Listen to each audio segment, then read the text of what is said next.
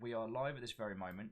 People will start to come in, and I will introduce you to my usuals. It's a wonderful group. Yay! And speaking of lovely blokes, lovely people, Alpha the Deluge and Katros already. What, oh friends? I totally don't have a guest. What are you talking about? Arden, how are you doing? What, oh friend? We were having a lovely little chat in the preamble about Tim Sweeney starting fights with trolls on Twitter and community manager survivors. So, because I've never done an MMO project, so like Total War was a great experience, but that's not an MMO, and live service projects are their own special flavor. Yeah. When I heard you were a community manager, I had just assumed MMO because back in my day, that's the only games that had community managers. Yeah, well, that was what was fascinating. Because CA had a really, really engaged forum community, and they had a CM to handle that. And then I was testing when everyone started moving into the age of content creation in-house. So I started making Rally Point with Craig, who was the solo CM, and then they brought me on board to do that full time. So I learned very quickly. Steel Fox, what, oh friend? Come on in. Alnus, hello. You all know the drill by now, friends. If you need to make yourself a cup of tea or otherwise, do so. You got about 10 minutes till I introduce you proper to our lovely guest. You will have plenty of time to cook some solid questions and chat games industry wise. Sounds like fun. I try. Hyper Owl, Clank Crusher, Wraith, Stepagen, what, oh friends? Come on in.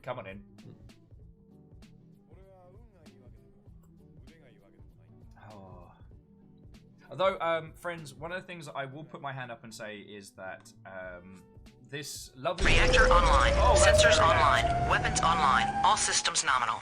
That is very loud. I am very sorry, friends. What ho? I have gotten the mix very wrong. But MDH writes, thank you kindly. That's your second month. What ho indeed. I am not wearing the shark. So Joe, I have a monstrous fear of sharks. I would go so far as to say irrational fear. And this lovely bunch of Mother Hubbards take absolute joy in torturing me with this fact. To the fact where yesterday I got sent some Leave Your Mark stamps. They're all sharks, all of them. And a pair of shark socks that makes it look like your feeties are getting eaten by sharks. Oh, you can't be scared of that. Come on. It's shark feeties! Oh, man. Yeah. So, Numbers, Aaron, Clank, how are you all doing? Coming in. So cool idea is you could watch the Meg live on stream. Oh. And then if you could do that, and maybe people could kick some donations your way. Eyes open the whole time. Oh, that's a charity. Oh, now we know it. That's the charity stream.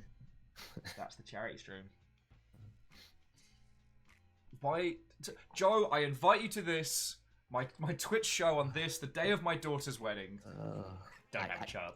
I have a 4-year-old son who is obsessed with sharks, and so that's pretty much all I hear about at home. I know everything about them, and yeah. So. Well, so what's so surreal is, friends, being afraid of them gives you this weird need to know more. So I know about goblin sharks. I know that we don't know where hammerhead sharks go a whole chunk of the year because they just disappear.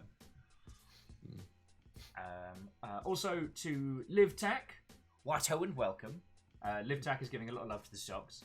Morpheus, hello. Numbers, did I say hi? I hope I did.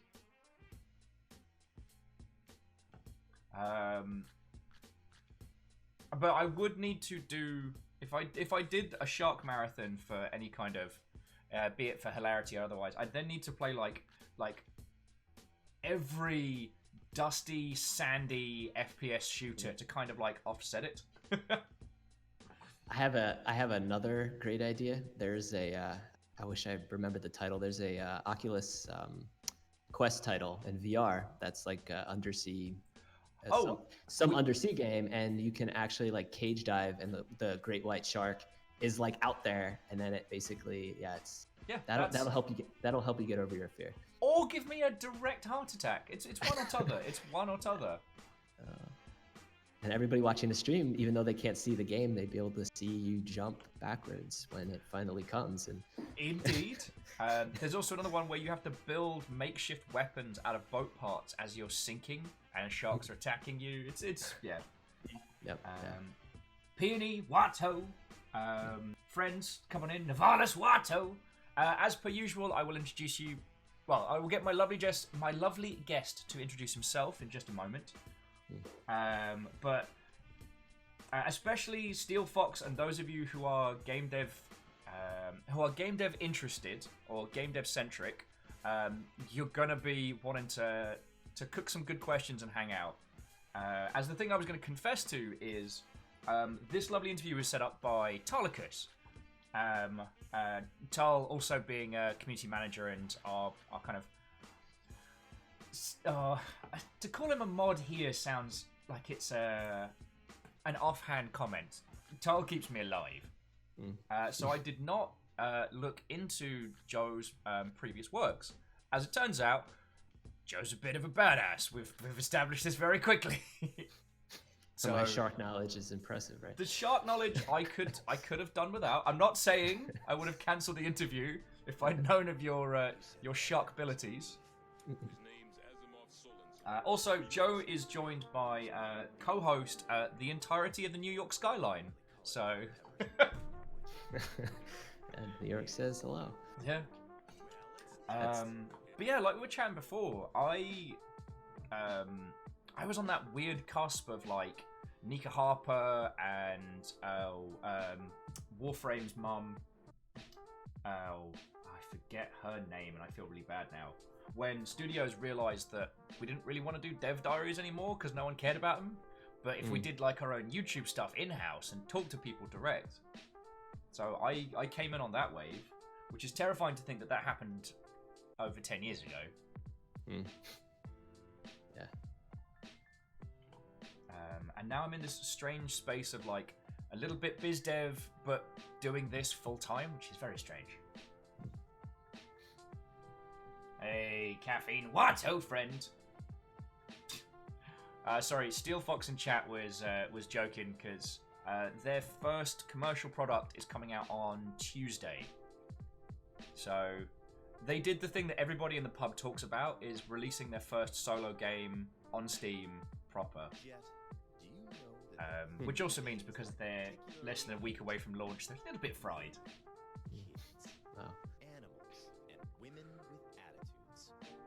Wow. Joda, good evening to you, friend. Oh. So yeah, so while we're waiting for everybody to filter in, so here's the big question. As an individual that is looking after a tiny human, what have you been playing lately, if you don't mind my asking? I've actually, I'm hitting my backlog, so these games, to most gamers, are going to be like, that came out a year ago. But Moonlighter, nice. A lot of fun with Moonlighter. My type of game for sure. Love the aesthetic, love the shop.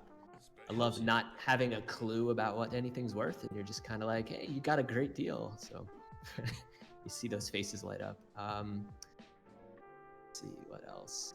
Outer Wilds. Yes. I am also playing Fallen Order. Oh, way cool. Yeah, I'm behind on everything.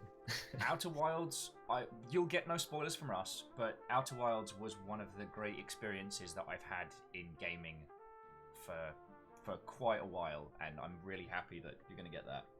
Cool. Yeah. To Live Tack, yes, I went with I figured because it's a nice smooth start to the day. We've got some smooth jams in the background with a couple of Cowboy Bebop lines, so good ear. Nice. Yeah, I just saw the Final Fantasy VII Remake intro drop today. Yeah. So brought back a lot of memories. I'm suddenly a teeny tiny teen again. We've been doing a replay of 15, and honestly, like, I think that's one of the few things that becoming an older gamer has done to me is I don't have the patience for turn-based anymore. Yeah, I mean, I was cool when that's what it was, like that's all you could do. But once real time started happening, yeah, it went away. Very quickly, so Malakascadi, thank you for 8 months in a row, you fucking legend. Malakascadi is a content creator from the UK and a very good friend of mine. And I think Jetman J might be sneaking in a little tiny raid of friends coming in. So, yeah, Caffeine, I'm trying to mix them. I'm trying to mix them, but it's not working! It's not working! Like, why does it even have...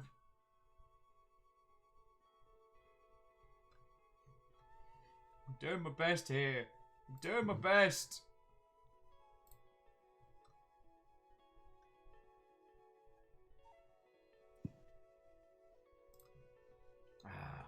My apologies. My apologies, dear friends. My apologies. I'll tell you what. I'll whack on that one. Live Tack, thank you kindly. Thank you. Alright.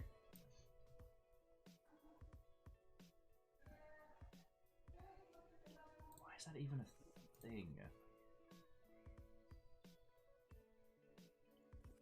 I'm sorry.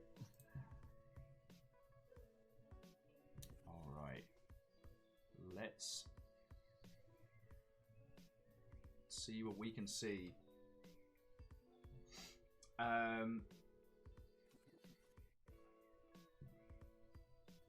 So, while Will is desperately smashing buttons so that I don't deafen this wonderful, wonderful audience, okay.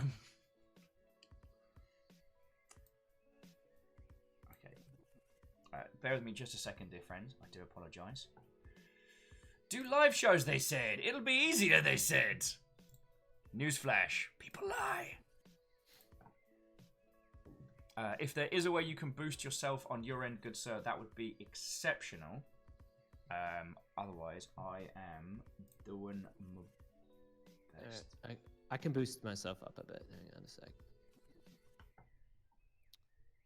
Is this better?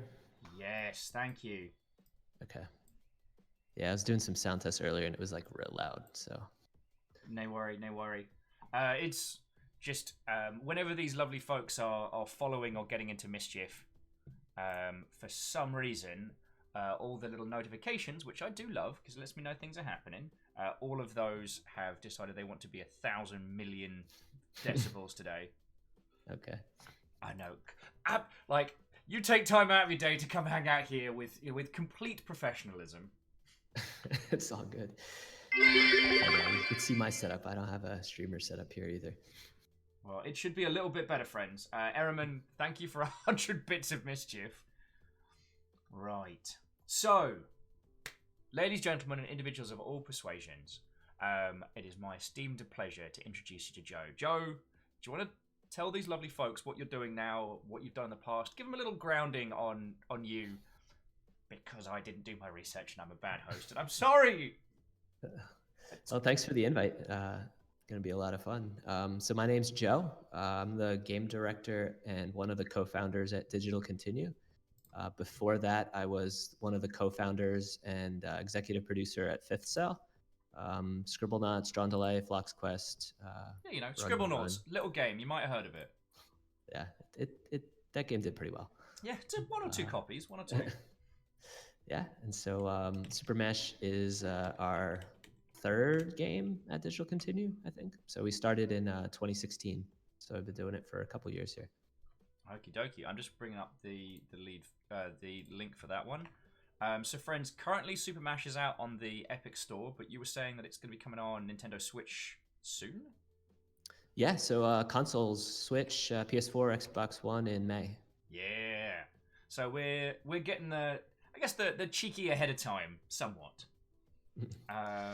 So okay, so let's dive into some flavor questions. So, Fifth Cell seemed like a very stable operation. What inspired you to go even to go indie again, essentially, or more indie. India? I mean, it's funny because there was no indie. Like when we started Fifth Cell in 2003, like indie wasn't a thing. Like there was no digital, there was no nothing. Like you either made like early gen mobile games, which we did, or you ended up trying to find a publishing deal for, like PlayStation 2, Xbox, original Xbox, Xbox 360 games. So this is like the first time I guess I've gone indie. I mean, like there's no stable dev unless you've made, hundreds of millions of dollars. It really kind of depends on your deal. Back then, Sweeney, the deals are not that great, and so even though we had a lot of commercial success with our products, we didn't have a ton of commercial success. I mean, we were like most devs, going, month to month or year to year, I guess, depending on what we released. So I actually came to New York to start a Fifth Cell branch, and then right around that time, we lost our big project that there's a management change over at Warner, and project got canceled, and so from that point on, it was well, I mean, and all the better for. So having a look at the titles that you have put out so far, it does seem like you've been trying to do something different, something a little bit off the beaten track. Because, Frenzo, if I send you the Digital Continue site, so looking at your back catalogue, like Jumpstream and Next Up Hero, well, Next Up Hero at first glance does appear to be a more traditional title. Like Jumpstream, you made a platformer where the viewership can mess with the game live via Mixer. They basically build the levels live. So you're basically platforming as the audience is building the level for you. So it had a cool day-night phase where nighttime they're placing like traps and spikes and like fake platforms, and then during the day they're helping you. So that was like a Microsoft like research project. They kind of wanted to see what could be done with the Mixer and the Mix Play. Oh, way cool. So it was a ton of fun. I think that we definitely strive for innovation. Which was a big part of Fifth Cell, and a big part of Digital Continue. With there's a lot of great games out there. There's a lot of great games that are sort of building on existing type games, but we want to introduce things to games that haven't been done before. So that's kind of our MO. Oh, and to Lenmec and everybody, hello, hi, welcome, Wato. Very quickly, friends, if you've got any questions for Joe, if there's anything you want to ask, just if you want to @ Viking Blonde in chat, that makes it easier for me to spot it. And that way, I can throw across questions. Steel Fox is just commenting on Scribblenauts being excellent. Like a lot of people, I think I played the 3DS version of it, and the DS version. Bloody hell! Oh, time travel is weird. Yeah, it's crazy to me going from like being in games for almost 20 years, the size of stuff. Like it's like everything else to me, it's like, okay, like I can kind of, I guess I get over it, but like the size that you have to work with nowadays is just, I mean, when we first got started on mobile, it was 64 kilobytes for a full game, levels, art, music, sound, like kilobytes. It was crazy. And then the DS was 32 megabytes. And so you look at it, messing with the big boys there. At the time it was amazing, but I mean, we got like a 50, sound, like a 50 song soundtrack in like 6 megabytes. They had all their MIDI tools, and and then all the art and the compression, and I mean, we had like a 5-stage pipeline. I mean, there was no waste. You could not optimize or compress or like just throw something in. It just wasn't a thing. And then you get to PC and it's ridiculous. Consoles, it's like games nowadays, it's like you're sitting there for like an hour waiting for it to update or download or install. But from dev side, like gone are the days of the one and done. And I understand for like packaged products, especially if you're working in the Nintendo space, like certification is still real. But like the story I always love to tell some of the young entries is the story of Bungie having to physically shuck jewel cases, take discs out, and put the patched discs in to resell after they accidentally shipped a game with a hard drive deleting bug, where if you uninstalled the game, it uninstalled everything. Yeah, no, it was a different time for sure. Yeah.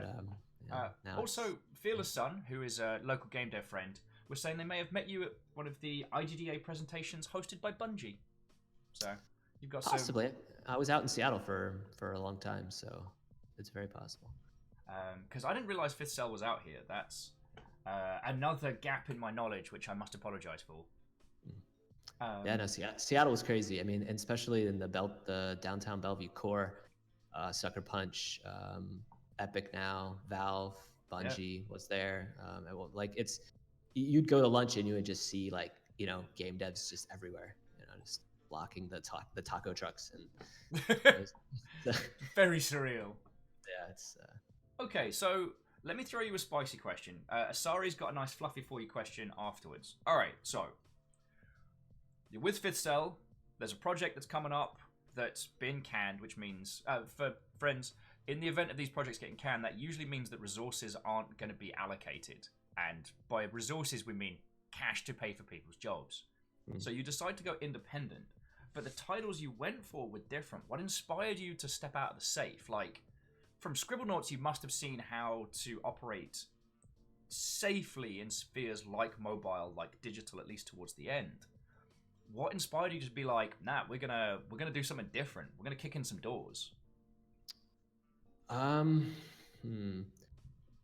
mean, my mentality in games is always to try and bring something different, to the market. It's obviously like knowing a lot of talented devs and studios and everything. It's just like if I were to go out and try and build a shooter, there's no way it would be as good as Destiny or it'd be good as Call of Duty. Like, there's just no way.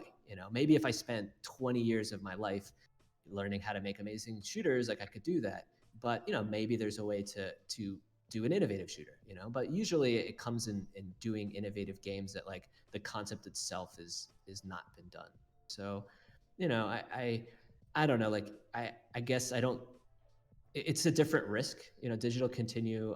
We started with a couple people, self-funded. We had no resources, but then when we started Fifth Cell, we had no resources. So like, never had resources. So I don't know what the other side is like.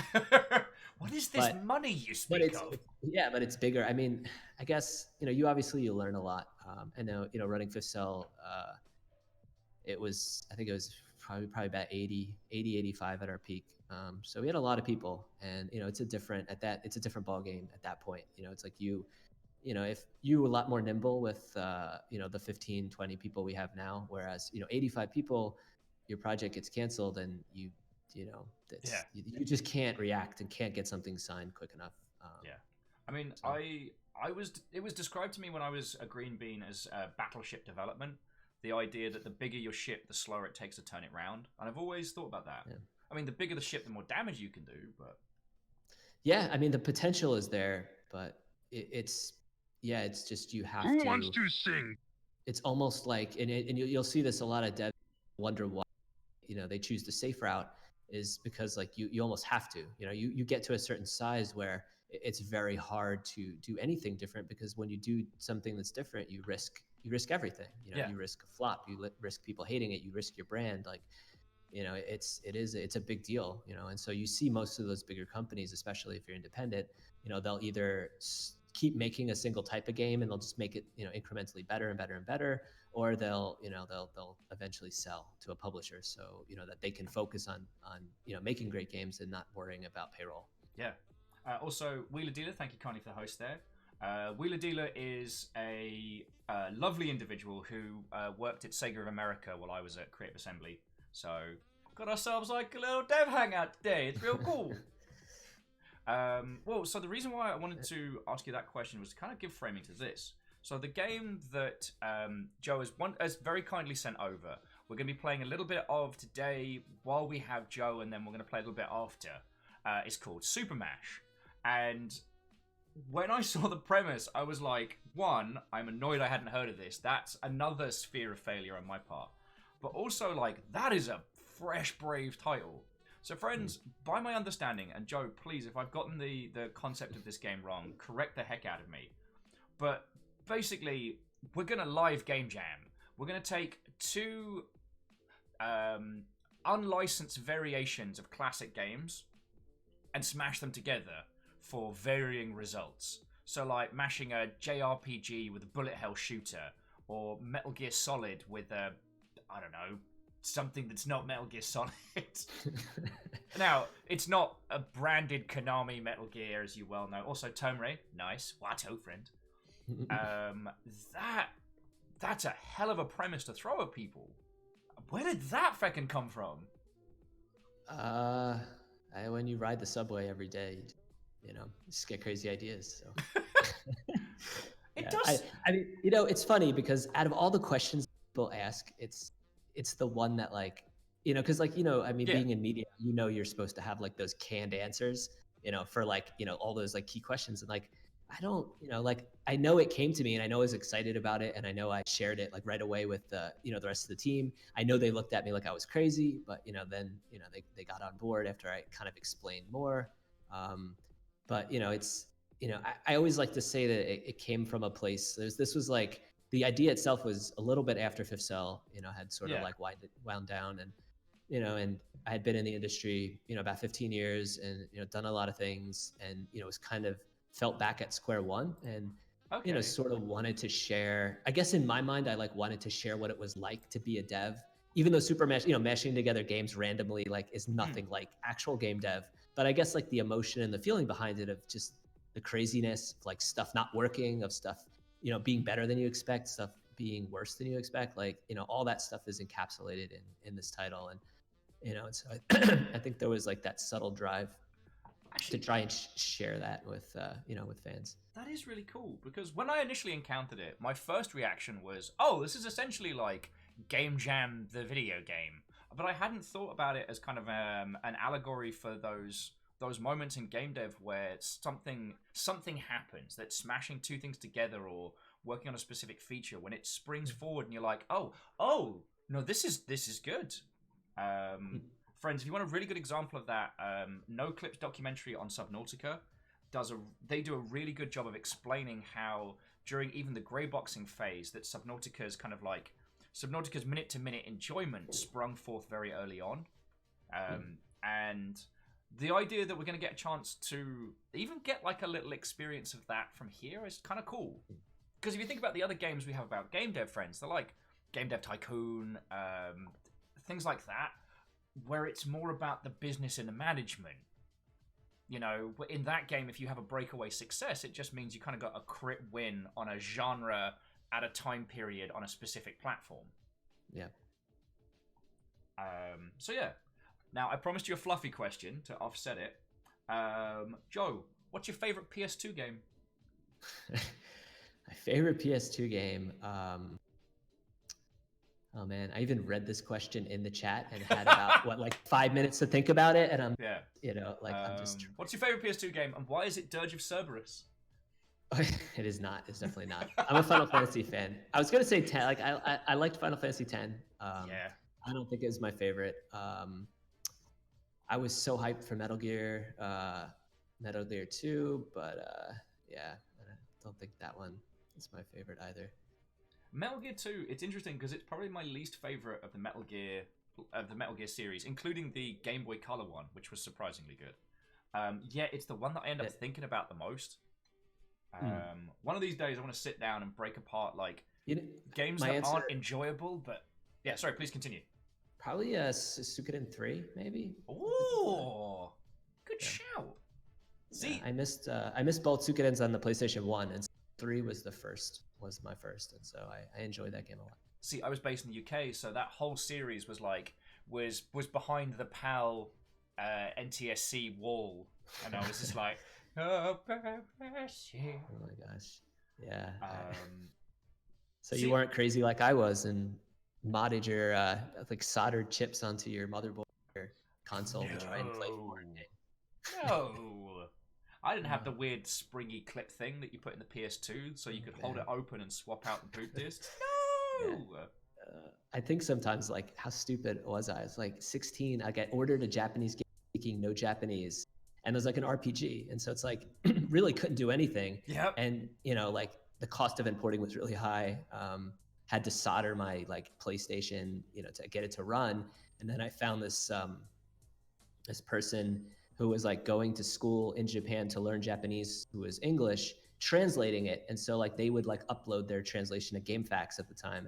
And so like I printed out and like I was playing the game like with the printout reading, you know, and then he eventually stopped translating. And so I only got halfway through the game, but.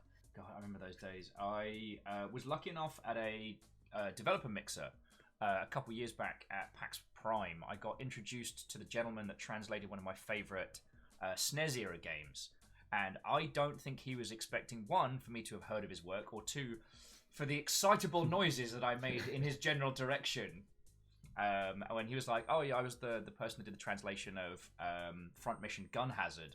I made a pitch noise that was like a scream, but like 2 noises up. Sorry, I'm bringing this wildly off topic. It's one of my gifts. So friends, if you've got any questions for Joe, again, throw them in. Add Viking Blonde. I understand that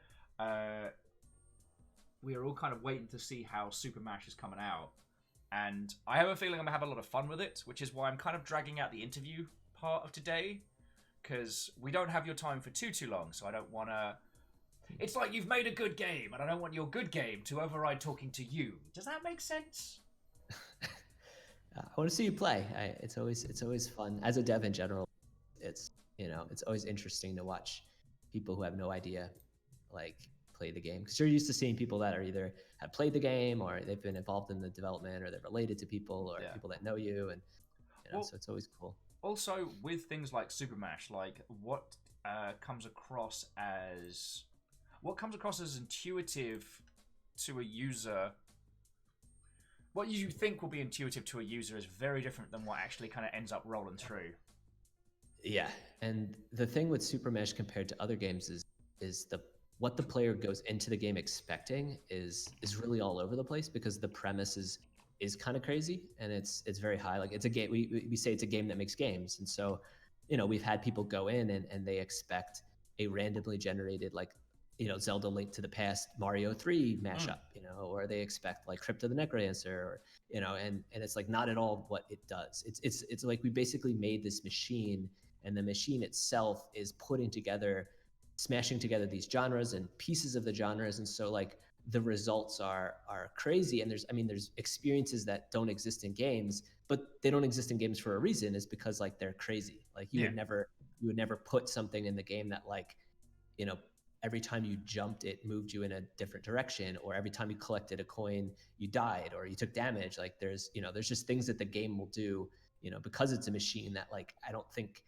think you definitely need to like understand that and not go in with the expectation that, it's like you have something that's going to be auto-generating like these amazing SNES games. Pretty cool. Well, I mean, we're going to get stuck into that in just a bit.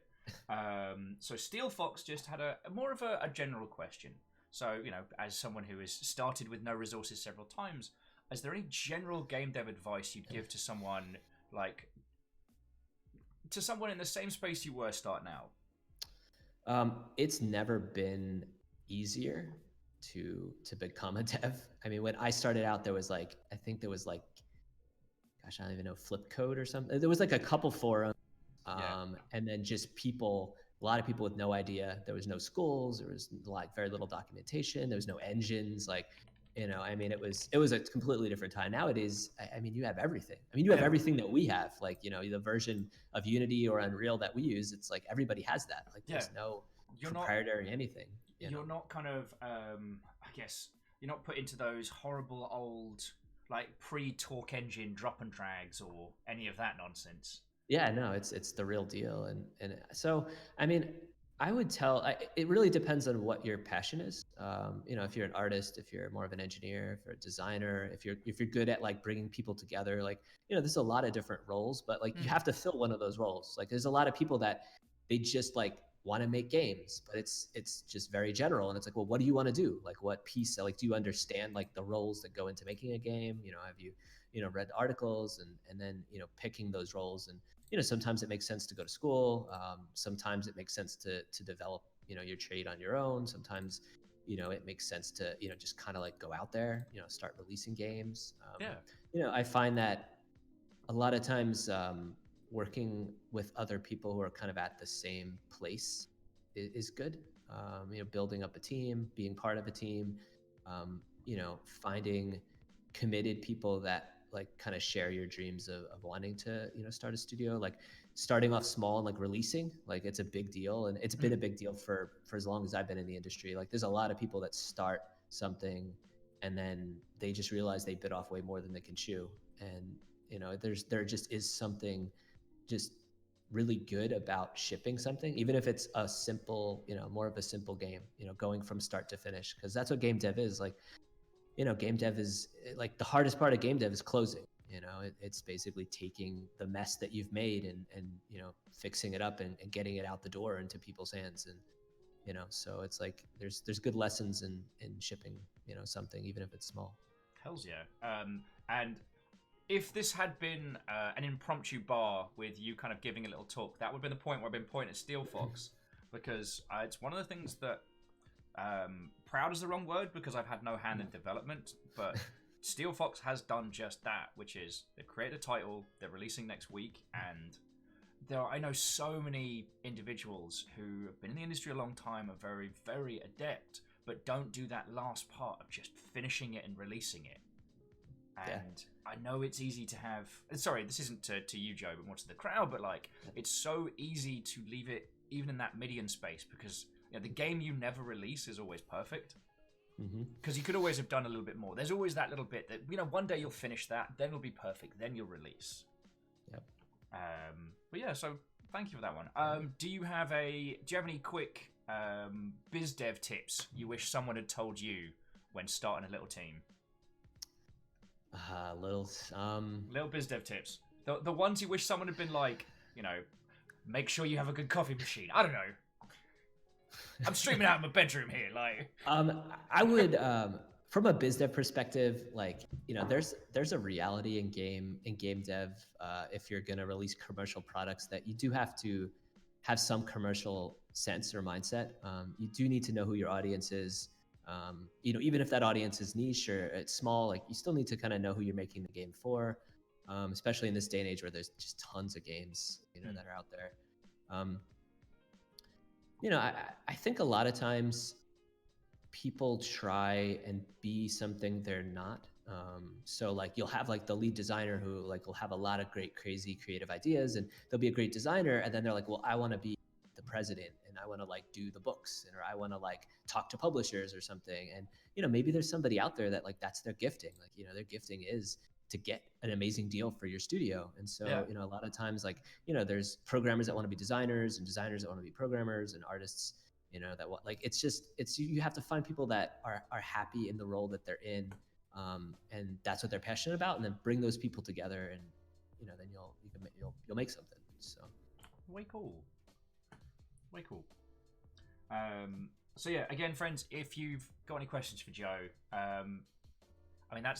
we have access to 20 years of game dev survivability and knowledge here. So please feel free to throw questions in chat.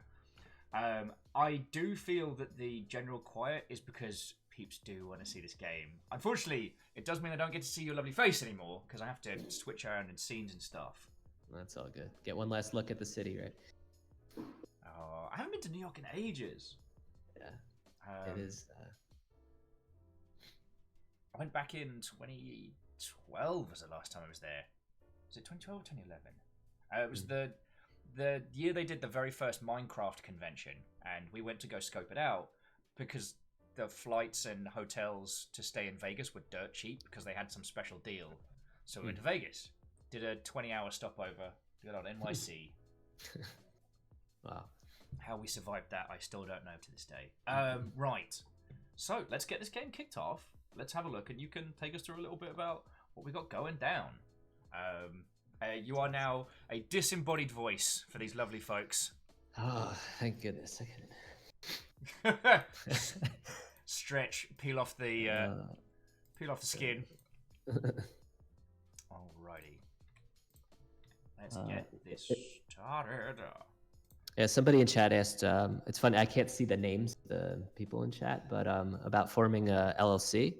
I mean, there's a lot of good info online. It's super easy. I would say you don't need to unless, your game is close to, like, close to commercializing in some way, or if you're with serious people like you are with a couple others, and you're all gonna do this, maybe not like professionally, but like you're gonna pursue it, because being part of a company is like there's obligations. It complicates your tax returns. Like you don't want it to be like the first thing that you do, when you start making a game. Yeah.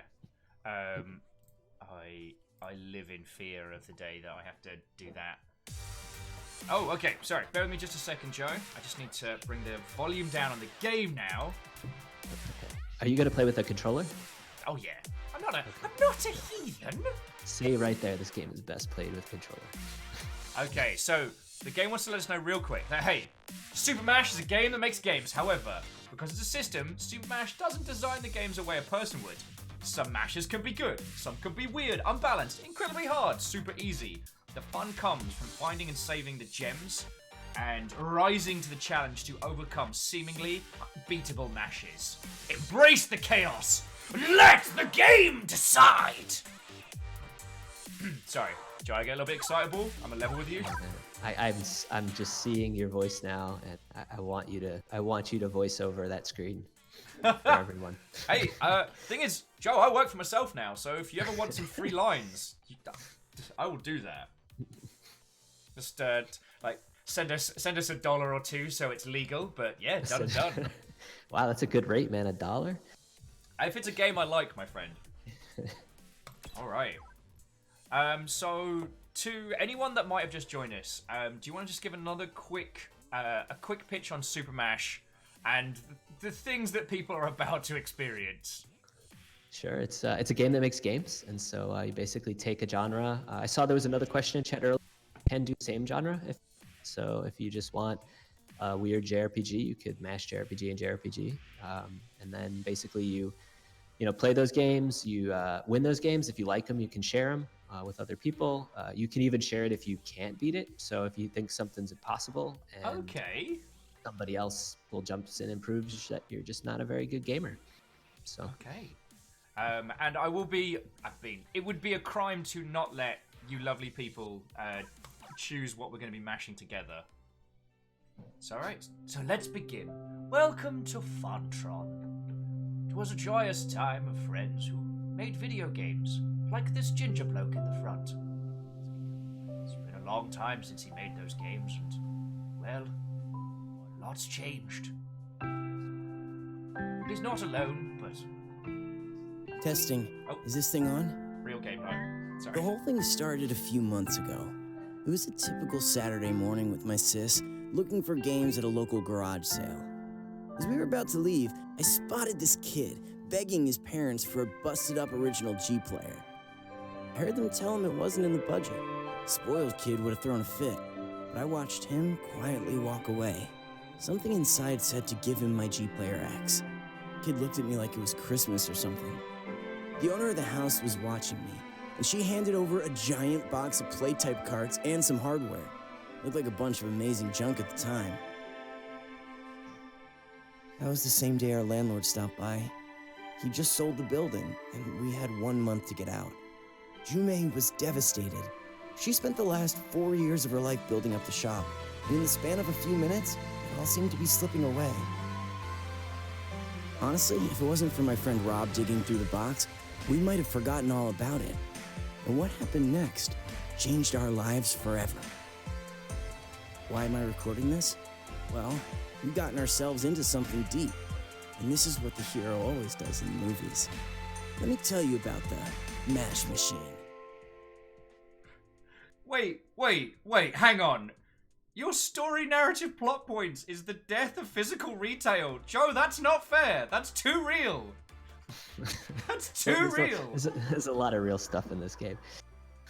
It's not fair. Oh, so Tomo... Okay, it works. What did you do? Rob's like, just put in the carts. Tomo's like, but we tried that earlier and it didn't work. Rob, did you put in both cartridges? No, only one. Why would we put 2 carts in at the same time? I don't know. It's pretty fun. It's zany, but it's fun. See, Rob's got the right idea. And Jimmy says, look at the back of the cards. They each have a genre label and a bunch of numbers. What genres should we slot in? Whatever the heck we like.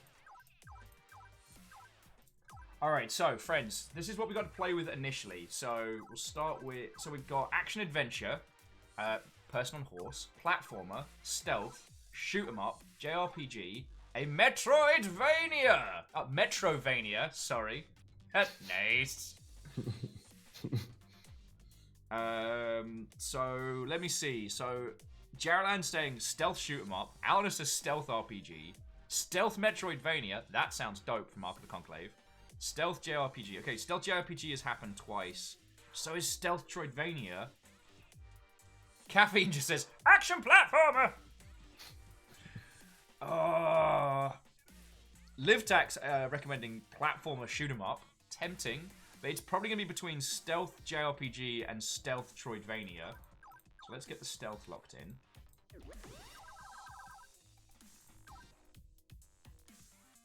Oh...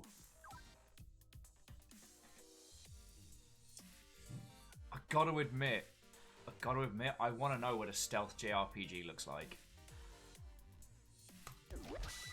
Alright, we're in. So, MASH settings. Normal, average. Let's have a quick look. Ah, so these are the mix cards. Okay. Alright. Yep, you'll get those at the end of the MASH. Okay, I'm down.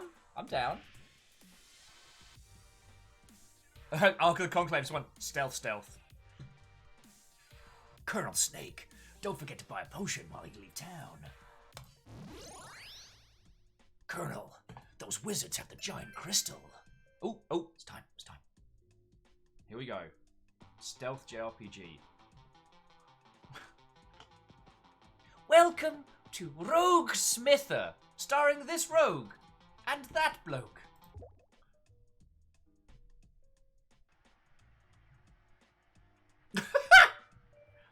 Greetings, Blade. Today's mission, an abandoned building, has started to receive large shipments of volatile chemicals. We think the Shadow Organization's been threatening the world leaders is involved. Red tape makes this one complicated. Our only move currently is to have you find the green key card in under 10 minutes. Blade's like, not that baddie. Obviously, this Blade's from Glasgow. This mission must remain top secret, so you'll have to go it alone. Affirmative. I'll do my best. I'll do my best. I'm sorry, Joe. I do not mean to mock. It's alright. It's the best part of watching streamers play your game. Alright, Blade. 2 blips of health, 3 blips of speed, and their weapon is an axe! Special abilities, Voltarian Malik and Lady Justice! Justice? Brilliant. We're in. Alright. Active glitch, critical damage. Active glitch knocks back. Alright, find the keycard in under 10 minutes. Yeah, the game knows, Aaron. It gave us an axe. Oh. Come on, gamepad. I know you're there. Trolls.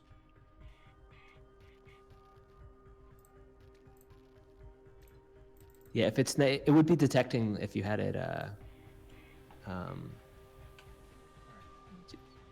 Let's just do a quick little. There we go. Sorry, it was being a jerk. Rob's like, how? Wow. How did you trigger critical damage? My guess was me turning left.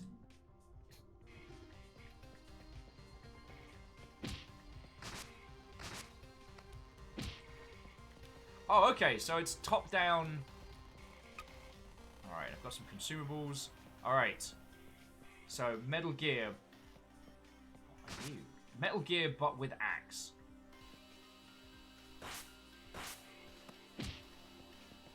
Dun. Oh, what? Wait, the bot there? Hang on!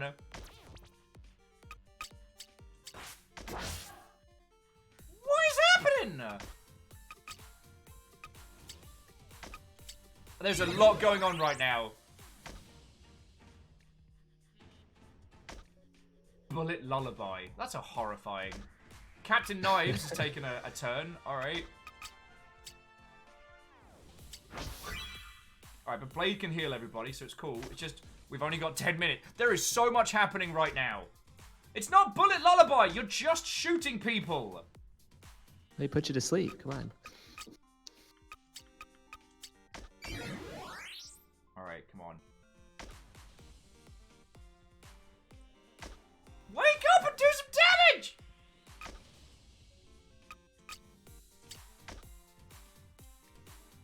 No! I'm getting my ass kicked here!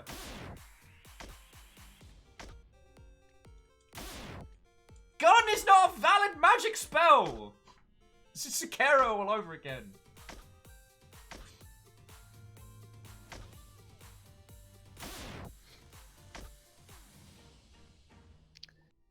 So this is definitely one of the mashes you would share with your audience. So to do so, okay. So the mash code would be X2U3ZW. All right, we're coming back to this one, friends. We're coming back to this one. Yeah, and also once you collect some dev cards, you can sort of impact the mash from the screen. So you can restart it. You can change your weapon. You can change the enemies. You can change the glitches. So you know, make it a little bit easier, a little bit less crazy if you want. So the other request was Stealth Troidvania. I'm gonna try that one. I gotta win something. A Divitaria with gun is my favorite spell. Alright, so create a mash.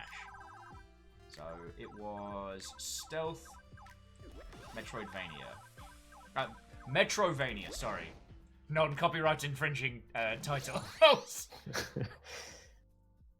Stealth game. The guards can't sound the alarm if they're all dead. Alright, here we go. Can you survive? Soldiers! Joe, I'm digging this so much already. Thanks. Cyber Guy! Oh, my feckin' life. There it is. The lair of the great enemy. I'm just so cool and edgy. Indeed. I've trained you for years to this moment. Your training will not go to waste, for I am Cyber Guy, the most cyber... I don't know where I'm going with this. Good. Find the operations room and distract the enemy for 2 minutes with speed, my student. Make your people proud. I will. They will speak of this for generations. End com.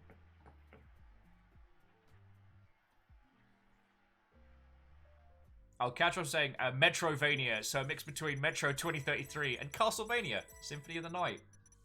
I'd play the bloody hell out of that. Oh, looks like I get a magic wand as well. It's a rifle. Yeah, Arden was like, Blood Knight was everything was cool because everything was cyber and did a lot of damage.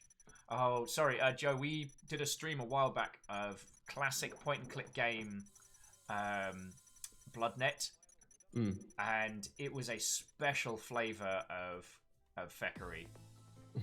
All right, so we've got this.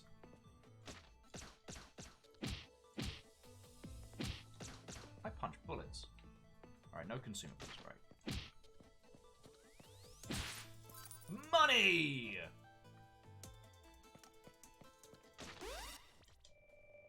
Whatever you just did is slowing you down. Definitely happened when that enemy took damage. Okay. So there's a cooldown on the glitch. Take that. And dag. Looks like you get some health. Just moving like normal when it happened. Cool. Sorry, here's me learning through.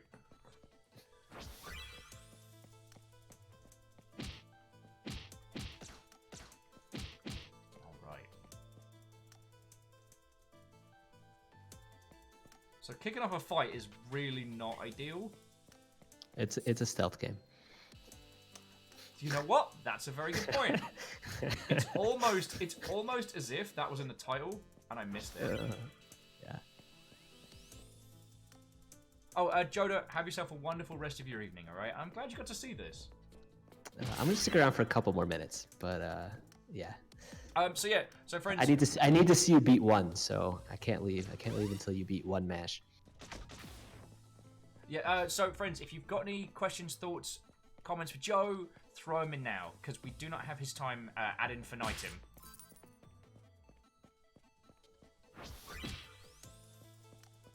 And this is going to be a lot of fun today, friends, so... I just punched a cyberdog to death with my cyber fists. Yeah, there's a couple genres that we worked on that didn't go in. I can't share what they are because we still might put them in as DLC, but there's definitely some interesting genres. What is the one that continues to surprise you out of the... Oh, that's a glitch. Let's go check that out. I think JRPG, just because it's so different, is probably the one that gets the mashiest. There's a lot of different like mashable elements that change how the combat system works, the goals. So I think that one for sure. Freeze Ray! And of course, the dog in the background is sensing the attacks coming. So right now it's on the Epic Store. It'll be on console in May. Oh, I've fecked up.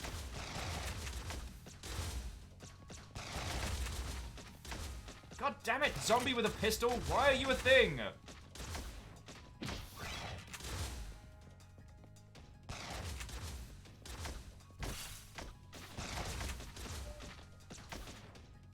Note to self, get a better wand. The slowdown glitch upon enemy damage is super difficult. Yeah, there's some tough ones. The ones in platformer that take like either influence or take away player control makes it really hard. I had one mash. I actually had to use it. It forced me either moving left or right, and so I had to navigate the space, purposefully going next to collidable objects to stop myself from like going off like the side of the screen.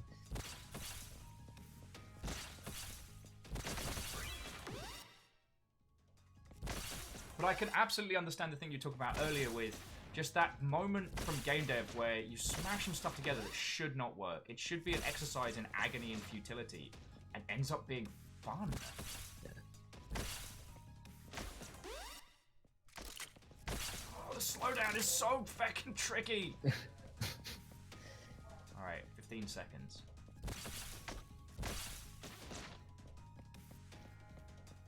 I'm sure every content creator you've spoken to has said, "Oh, when are you going to add Twitch integration?"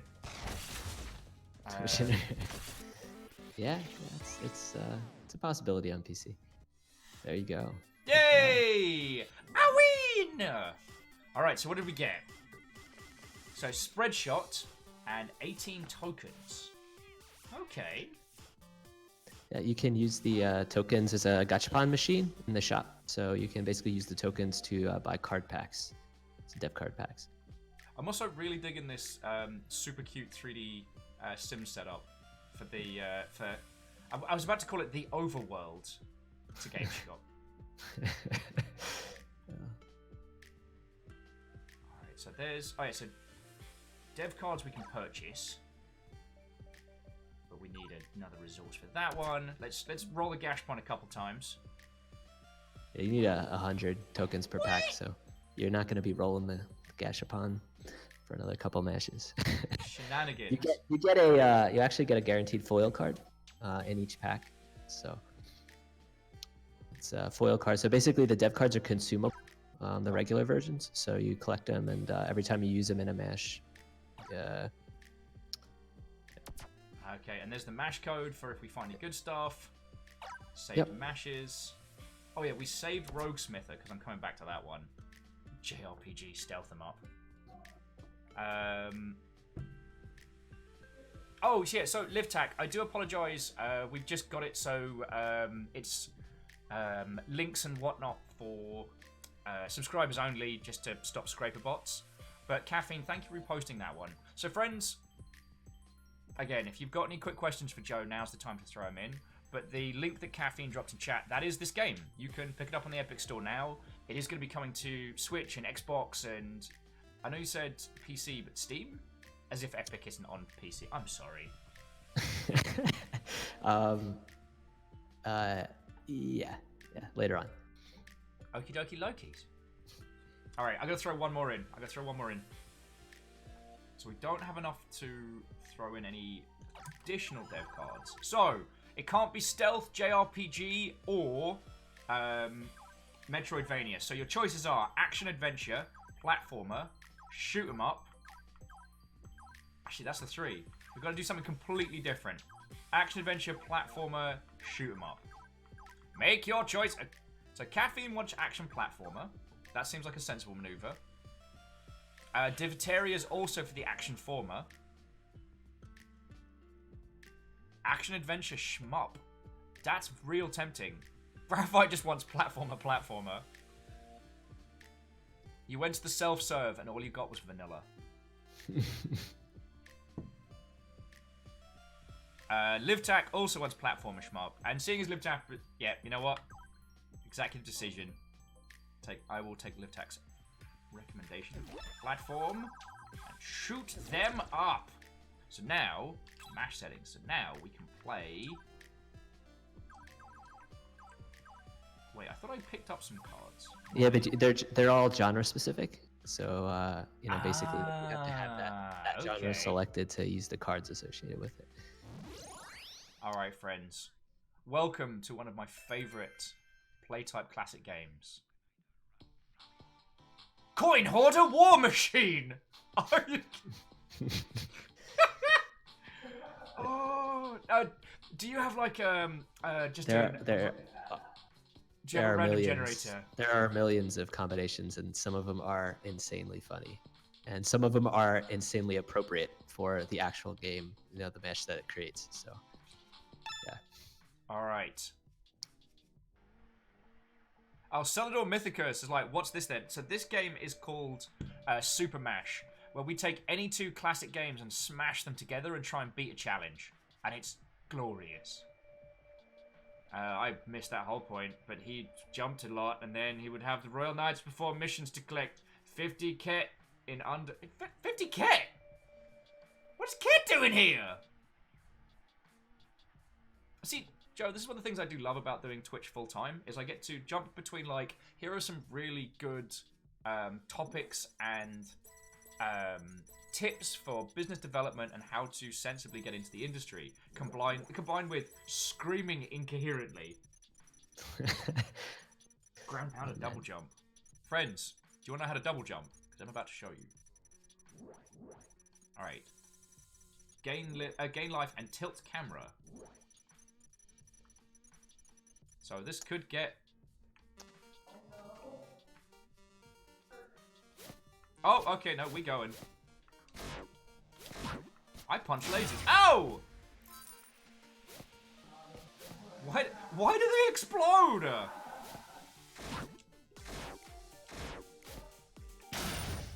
Why? No!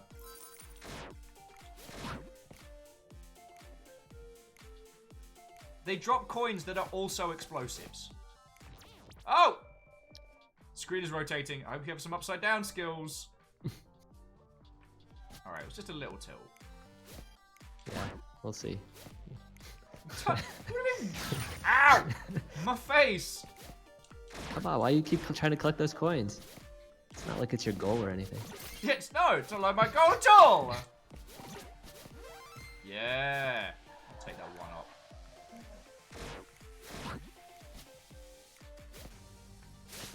Ground pound! Ow! My face! We in a gigantic bin bag. Alright, we're getting... For lack of a better term, my friends, we are getting tilted. I don't know if you've all noticed, I'm slowly leaning into the corner of my chair. Just... Yeah, I would actually like rotate my head testing this. Still got more time though. This tilting's gonna get worse before it gets better, isn't it? It'll go all the way around, so you'll be playing upside down. Oh, and I goody! mean, the event sort of the action that's tied to the rotation isn't super common. But I mean, if the Mash machine decides to tie like tilting the camera to your jump event, for example, so every time you jump, the camera would basically rotate, and so eventually you'd be upside down playing a platformer. It seems to be on a. It seems to be on a timer. I think it looks like it's on a timer. And considering that the amount of different genres you're smashing together, this handles really well. Because as I'm sure everyone who's encountered varying game jam projects and whatnot, a lot of the time they can end up being very difficult. Yeah, I mean, we tried to kind of capture the an accessible sort of platforming mechanic, and each genre sort of like what people would think, like the zeitgeist of the genre. Okay. Actually, what was... Sorry, here's me trying to ask some straight up questions. What was one of the more active challenges from trying to smash so many things together? Because there must have been one that... with as many genres as you're throwing together, with as many control schemes, even though they are classic video gamey. I mean, making a game, just a standalone game, like a platformer or a stealth game, is lost that.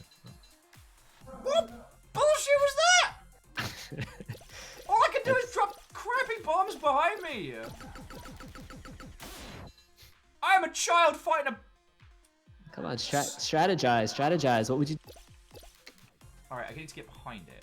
Alright, we'll do this. It detected that you were unable to beat it, so you're gonna have to exit.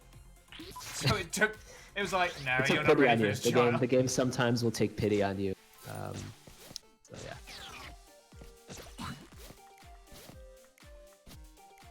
It's alright, I've got 6 minutes to collect a lot of these. I can do that. Yay! I won! Don't feel like I won. Feel like it kind of went... Alright, we need to usher you out of here, sir. Alright, so we got hippity hop music for platformers, freeze enemies and then destroy them with the frostball weapon, and 22 tokens. We collected 50 Ket. Why is Ket in this game? Alpha, that is my entire question.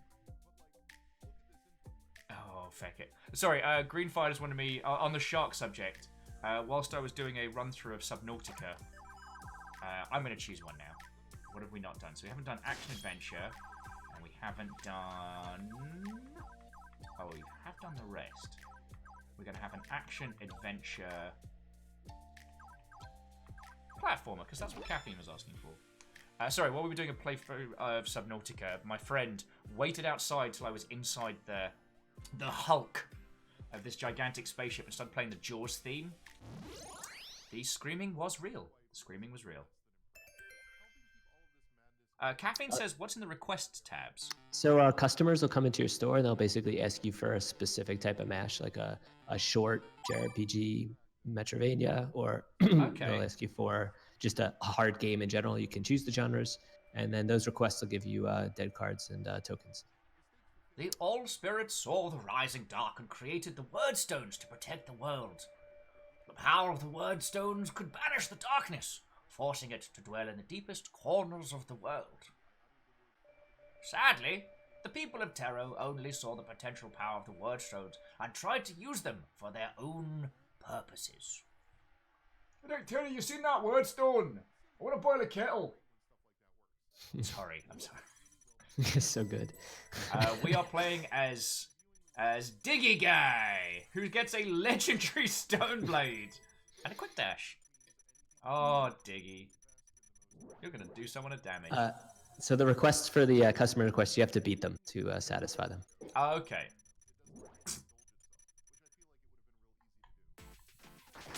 Oh, cool. I think your power's increased. Guess avoiding damage triggers that. Nice. So by not taking damage and doing some slashes, my strength is just going to increase. Cool. Alright, Glitchy, let's get this done.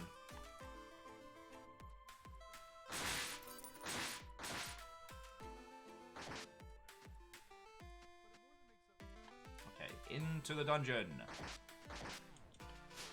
Alright, no dungeons for us yet. Hellflame just immediately yells, "Dig guy for smash!"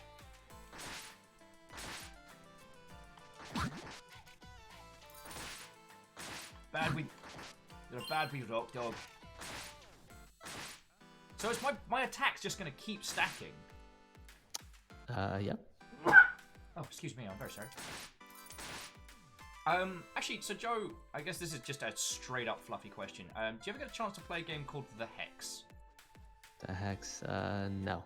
If I could, I would make a piss every kind of. That is one I would so wholeheartedly recommend. Okay, check it out. It doesn't do anything similar to this in terms of looking at the genre mashing, but I think from your perspective, you would very much enjoy it. Cool. Thanks for the recommendation. No worries, no worries. Okay, so standard will question. So, what has been one of the big challenges of bringing a game like this to market? I mean, we touched on it a little bit earlier, just communicating like what the game is. You know, even though, you know, when you say something like it's a game that makes games, you know, for some people that means something completely different than, you know, for other people. So, you know, I think that's definitely been a challenge. You know, like what we find cool about this title is what it produces and sort of the uncertainty and you know, like the crazy moment-to-moment gameplay and challenges that like you'll never see in other games. And you know, so but we also have to balance that with, you know, trying to create like good games, because, you know, it's like you can't make a platformer genre and then not have, you know, decent platforming. You can't make an action adventure game and not have weapons. Like, you know, so really, I mean, we're making, you know, 6 games, 7 games at the same time, which, you know, was crazy. Dead easy. Just, you know, just a couple of games. You found the staff of transmutation. I don't know what that does. It transforms enemies into other enemies. Oh, then we are all about that right now. All right. What's this? So you have to hold it. Hold the staff to kind of charge it.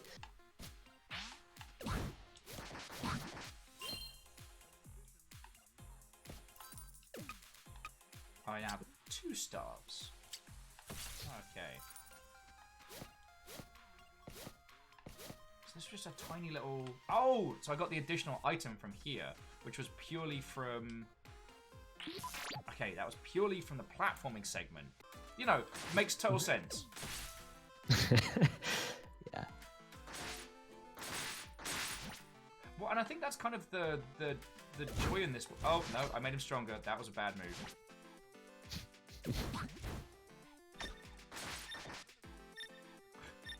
Alright, friends. I think this might be Diggy's final adventure. Come on, heal. No. Okay, but by just tapping it, we can do a murder. Alright, cool. Sorry. Come on, be a vendor. Yes! Hi, Dig Guy. Energy board for sale. Yes. Done.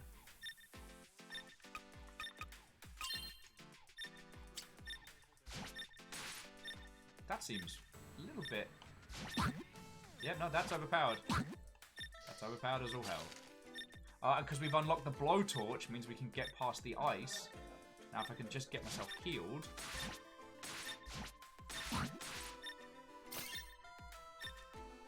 Really appreciate you trying. Most people in town just sit around and complain.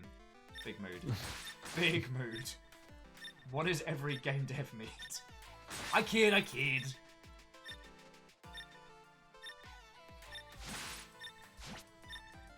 we're not going to mess with that guy. Sorry for the beeping.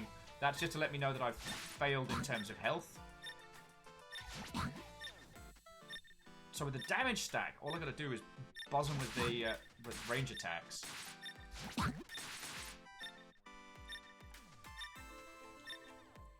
Old Hat Murphy says, "Wow, amazing! You truly are a hero, worthy of the Word Stone." Old Man Murphy was just hanging out with one of those? Hey, Tol, how you doing? Oh, and Joe, sorry Greenfire wanted to recommend to you Pony Island if you haven't played that. Pony Island. Okay, I'll check it out. Start with Pony Island, then do the Hex. It's by the same creator, and Okay. yep. Alright, cool. I am got a jet, but it's been a ton of fun, and thanks for all the great questions and having me on. Yeah. Joe, I apologize for my slight discombobulation when you came on this morning, but this game is already something special. I'm going to be playing this for at least another good few hours. So, Okay. Thank you for coming on the show. Thank you for chatting with these folks, and yeah, I think it's safe to say we'll be rooting for this game to do gangbusters. So, I really cheers to you, appreciate that. friend. All right, thanks a lot. Take care. Yeah, and thank you again, Tal, for organising this and putting up with my usual levels of nonsense.